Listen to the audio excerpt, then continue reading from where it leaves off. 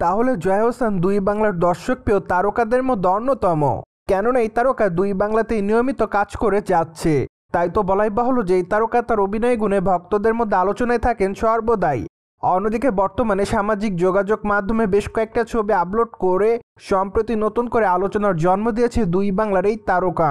যাই হোক, তার প্রকাশ করা ছবিতে অবশ্য তাকে দেখা যাচ্ছে ওয়েস্টার্ন পোশাকে, পাশাপাশি অবশ্য হালকা মেকআপে মানানসই অলংকারে তাকে দেখতে বেশ সুন্দরী দেখাচ্ছে। সেই সাথে অবশ্যই স্টাইলিশ হেয়ারে দেখা যাচ্ছে তাকে। তাই তো বলাই বাহুল্য যে ছবিগুলো প্রকাশ্যে আসার পর সম্প্রতি জয়া তার এই লুকের জন্য দর্শকদের কাছে বিশেষভাবে আলোচনাতে। সেই সাথে তার প্রকাশ করা ছবির কমেন্ট বক্সে অনেকে তাকে লাভলি লিখেছে, পাশাপাশি অনেকে আবার তাকে গর্জিয়াস বলে দাবি করে, আবার অনেকে তাকে লিখেছে জাস্ট ওয়াও, অনেকে আবার তাকে মাই লাভ বলেও দাবি করে।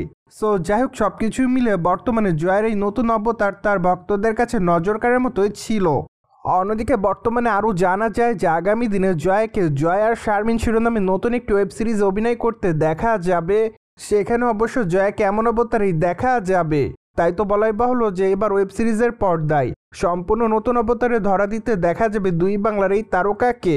অন্যদিকে আগামী দিনে জয়া হোসেনের হাতে বেশ কয়েকটা চলচ্চিত্রের কাজ আছে এমনটাই জানা যায়। তাই তো বলাই বাহুল্য যে এই তারকাকে আগামী দিনে বাংলাদেশের পাশাপাশি কলকাতা বাংলা চলচ্চিত্র কাজ করতে দেখা যাবে। ফলে বর্তমানে এই তারকা বাংলাদেশে তাণ্ডব চলচ্চিত্রের কাজ নিয়ে খুবই ব্যস্ততার মধ্যে। চলচ্চিত্রটিতে অবশ্যই একজন সাংবাদিকের চরিত্রে অভিনয় করতে দেখা যাবে তাকে।